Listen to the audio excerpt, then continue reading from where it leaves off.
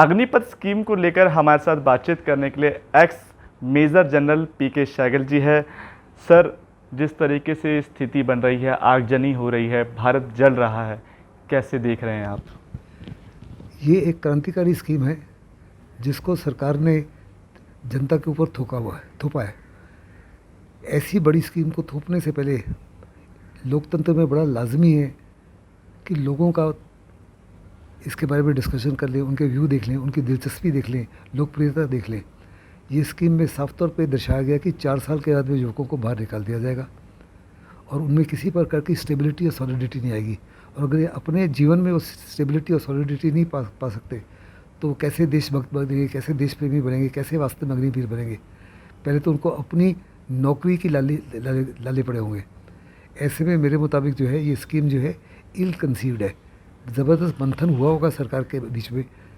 सरकार ने सारे पहलुओं के ऊपर बातचीत की होगी, आर्मी के साथ भी की होगी, नेवी एयरफोर्स के साथ भी, बट बड़ा लाजमी था कि लोकतंत्र में ये जनता के साथ भी बातचीत करें। टीवी के माध्यम से, सोशल मीडिया के माध्यम से, अखबारों के माध्यम से इसके बारे में बहुत चर्चा होनी चाहिए थी। कम से कम 6 महीने 1 साल लोगों के व्यूज़ जांचने चाहिए थे, कॉलेजेस में जाना चाहिए था, स्कूलों में जाना चाहिए था, इनकी प्रेजेंटेशन होनी चाहिए थी, उनके व्यूज़ देखने चाहिए थे। उसके बाद में उसको रिफाइन करके फिर इसको लाना चाहिए था। अभी जिस माफ़ी की आग लगी है, इसको रोकने का मेरे मुताबिक केवल एक ही तरीका है और वो मैं चाहूँगा कि सरकार जल्द से जल्द करे, इससे पहले कि देश की बहुत बड़े पैमाने पर प्रॉपर्टी का, जान माल का नुकसान हो जाए। और एंटी नेशनल एलिमेंट्स जो हैं इन स्टूडेंट्स को मिसयूज़ कर रहे हैं, और ताकि उनके भड़काऊ में ना आए कि इस टीम को गवर्नमेंट अगले 3 महीने या 6 महीने के लिए स्थगित कर दे और कहे कि इस साल रिक्रूटमेंट बिल्कुल वैसे होगी जो पेंडेमिक से पहले होती थी, और टर्म्स ऑफ एंगेजमेंट वही होंगी कि 17-18 साल तक वो नौकरी कर सकेगा।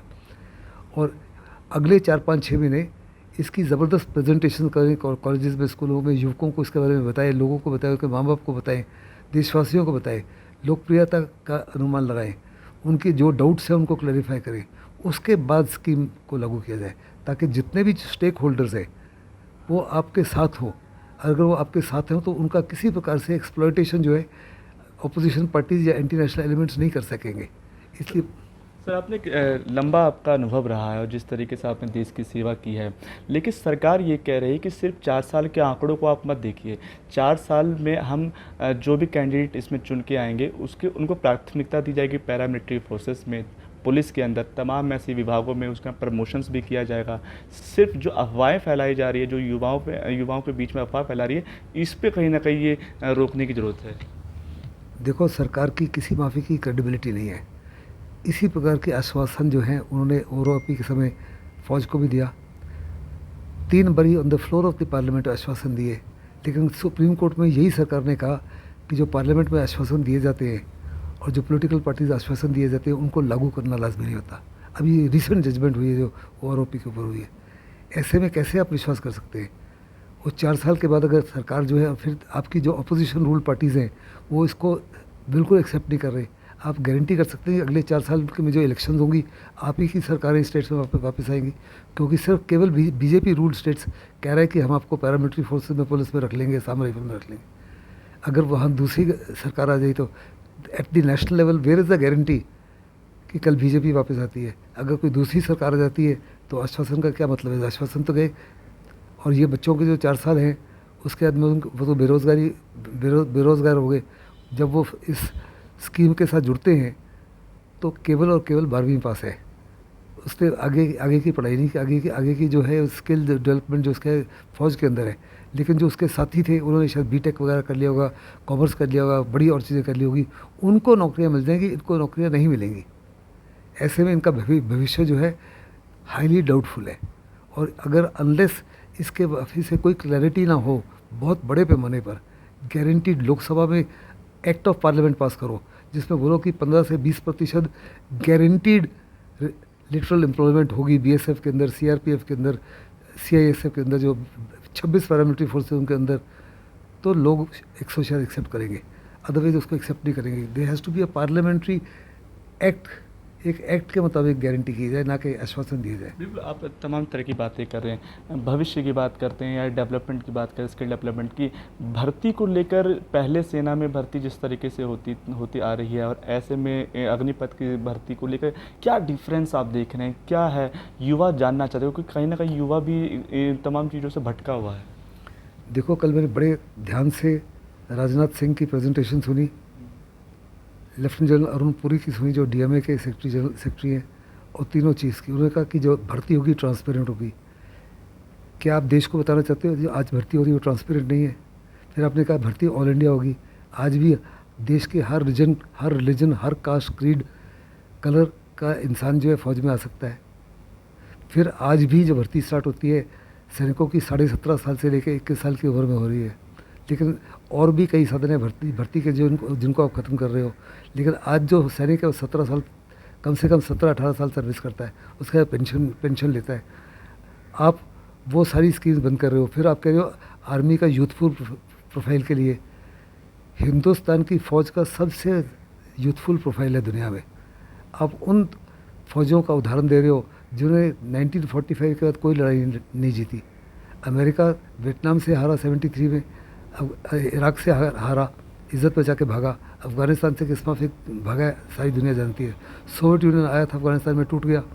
अभी 115 दिन की लड़ाई हो गई है, सब आधुनिक हाईटेक वेपन्स को इस्तेमाल कर लिया है, लेकिन जीत अभी भी नज़र नहीं आ रही।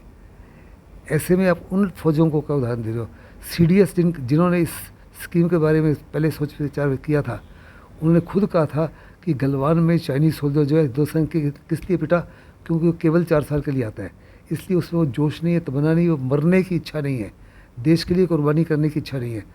क्या समझते हैं ये जो 17 साल 7.5 का बच्चा साल का युवक आएगा, वो अपनी जान को हथेली में रखेगा गलवान में लड़ाई करने के लिए, या सियाचिन में, या अरुणाचल में, या ईस्टर्न लद्दाख में, जहाँ 90% कैजुअलिटीज़ होती है वातावरण की तरह से, टेरेन की वजह से।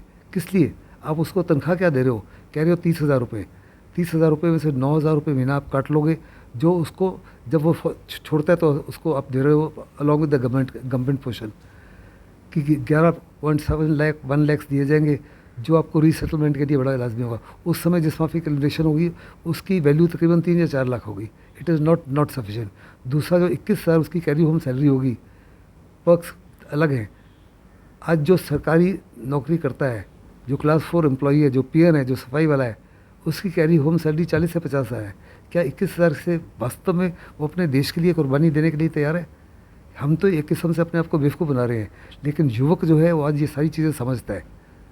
जब तक उसको गारंटी नहीं होगी अपने फ्यूचर की, अपने भविष्य की, उसकी अपनी स्टेबिलिटी, अपनी सॉलिडिटी, अपने परिवार को, अपनी फैमिली को लुक आफ्टर कर सकेगा नहीं, उनके लिए कंट्रीब्यूट कर सकेगा नहीं, तो देश के लिए कैसे करेगा? डिमांड क्या है, क्या क्या चीज़ें, क्या इसको वापस लेना चाहिए या इसमें सुधार करने की ज़रूरत है? आप किस तरीके से देखते हैं?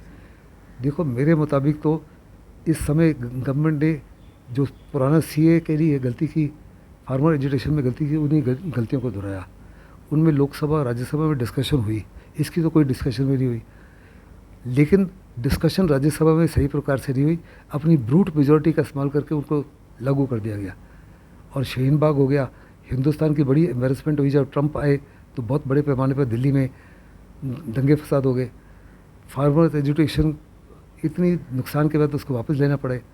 ये इतना क्रांतिकारी स्कीम जो है, बहुत लाजमी था कि लोकतंत्र में इसकी लोकप्रियता को जाना जाए, उन युवकों के साथ बात किया जाए, स्कूलों में, कॉलेज में, यूनिवर्सिटी में, जिनको आप अपने साथ जोड़ना चाहते हो, उनके डाउट्स के, उनके जितने भी शक हैं उनको दूर किया जाए, ताकि सारे स्टेक होल्डर जो आपके साथ एकजुट होकर आगे बढ़े।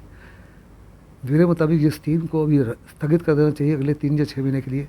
लोगों को बताना चाहिए कि इस साल की जो रिक्रूटमेंट होगी बिल्कुल पुराने तरीके से होगी, टर्म्स ऑफ एंगेजमेंट में कोई चेंज नहीं होगा। अगले 3 से 6 महीने इस स्कीम को सेल करें, सोशल मीडिया के माध्यम से, प्रिंट मीडिया के माध्यम से, इलेक्ट्रॉनिक मीडिया से, physical going to schools, colleges, universities etcetera, माँ बाप से बात करें, बच्चों से बात करें, ताकि इस स्कीम के बारे में जितने भी शक सवाल हैं वो दूर हो जाए और इसकी लोकप्रियता को जान लें। लोग इसको एक्सेप्ट नहीं करेंगे तो in a democracy you can not force such a scheme. आखिरी सवाल मेरा रहेगा, जिस तरीके से आगजनी हो रही है, युवा जो है सड़कों पर उतर चुके हैं, लेकिन जिस तरीके से हिंसक पूरा ये मामला होता जा रहा है, बच्चों को, युवाओं को, जो बच्चे आर्मी की ट्रेनिंग कर रहे हैं, उनको आप क्या कहना चाहेंगे? उनसे मैं यही कहूँगा, ये देश आपका है।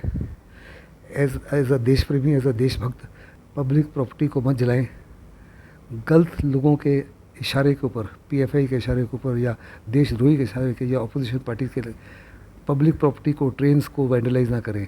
आप लोगों को, बूढ़ों को सड़कों पर पीट रहे हैं, उनकी कारों को जला रहे हैं, उनको प्रॉपर्टी को जला रहे हैं, ये बिल्कुल सही नहीं है। ये साफ तौर पे जाता है कि इस माफी का यूथ जो है वास्तव में ना तो देशभक्त बन सकता है, ना देश प्रेमी बन सकता है, और आर्मी या नेवी या एयरफोर्स या कोई भी पैरामिलिट्री फोर्सेस के लिए बिल्कुल भी फिट नहीं है।